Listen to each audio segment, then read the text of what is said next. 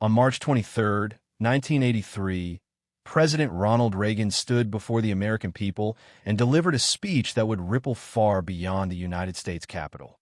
It was not a declaration of war, nor was it a threat wrapped in dramatic rhetoric. It was something far more disruptive. In a calm but resolute tone, Reagan announced a new defense vision that would come to be known as the Strategic Defense Initiative. To many Americans, it sounded like bold optimism.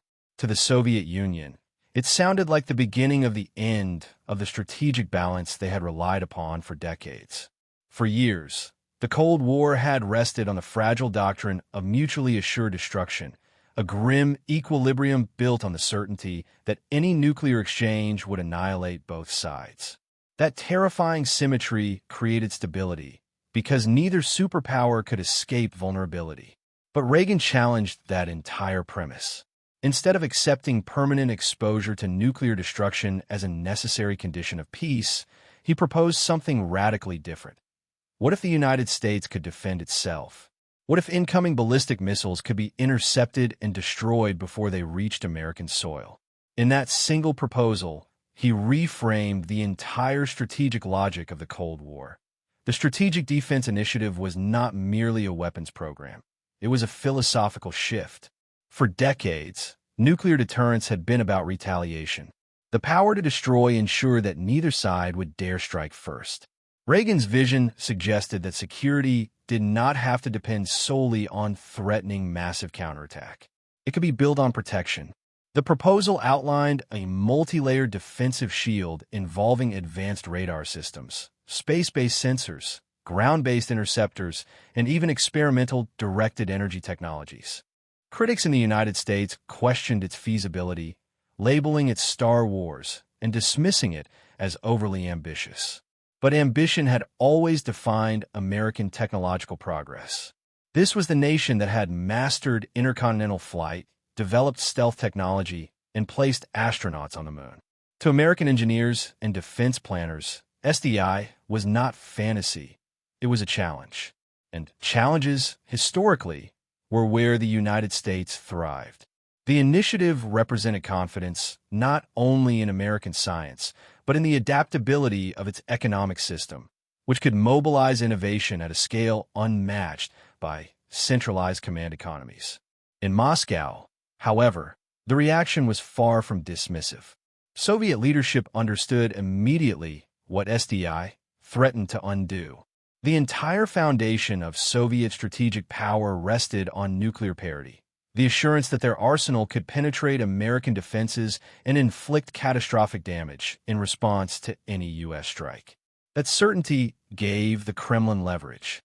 But if even part of their missile force could be neutralized mid-flight, that leverage weakened. Nuclear deterrence depends on predictability. Remove predictability, and you introduce instability. The Soviet Union had spent decades building missile fleets, submarine forces, and launch platforms designed to guarantee retaliation. SDI suggested that the United States intended to move beyond vulnerability altogether.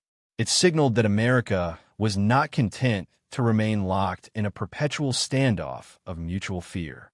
Instead, it sought to redefine the battlefield itself. That was the true shock. It was not about more warheads. It was about changing the strategic equation entirely.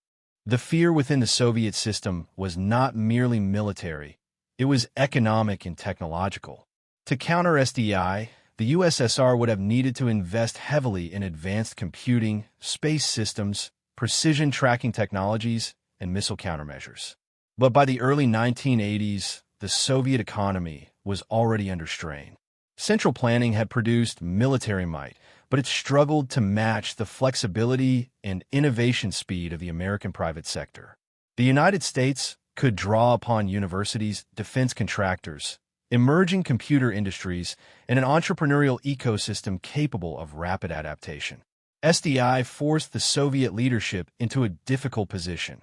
Either attempt to match American technological escalation at enormous cost or risk falling behind in a domain that could render their primary strategic advantage obsolete. In that sense, the announcement functioned as both defense policy and strategic pressure.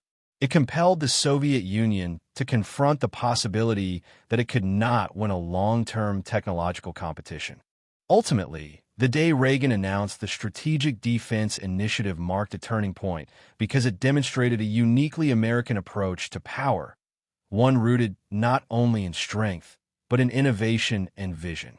Rather than accepting a permanent state of shared vulnerability, the United States declared its intent to transcend it. Whether SDI would achieve full operational capability became almost secondary to its strategic impact. It shifted negotiations. It influenced arms control discussions. It injected uncertainty into Soviet planning. Most importantly, it projected confidence. It communicated that the United States was willing to challenge the assumptions of the Cold War rather than simply manage them. In doing so, it reinforced a broader narrative of American superiority, not merely in arsenal size, but in imagination, economic resilience, and technological daring. The fear it generated in Moscow was not the fear of immediate attack. It was the fear of falling behind in a race defined by innovation. And in that race, history would show that the United States held the decisive advantage.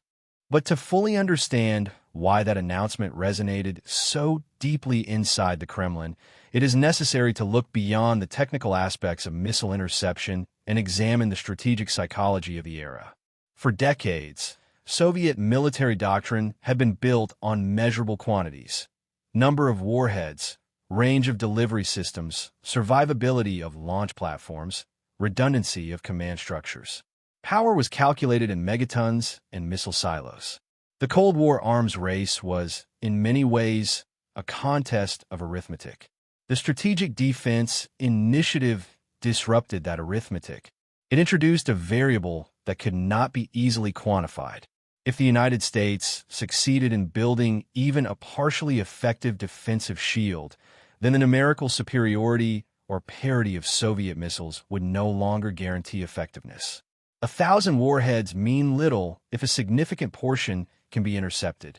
The psychological assurance that underpinned Soviet deterrence began to erode the moment Reagan spoke those words. In nuclear strategy, credibility is everything. The credibility of retaliation had kept both sides cautious. SDI suggested that the United States was exploring a future where retaliation would not be the only line of defense. This shift placed the Soviet leadership in an uncomfortable position. To publicly dismiss SDI as unrealistic risked underestimating American technological capability. To acknowledge it as a serious threat required admitting vulnerability.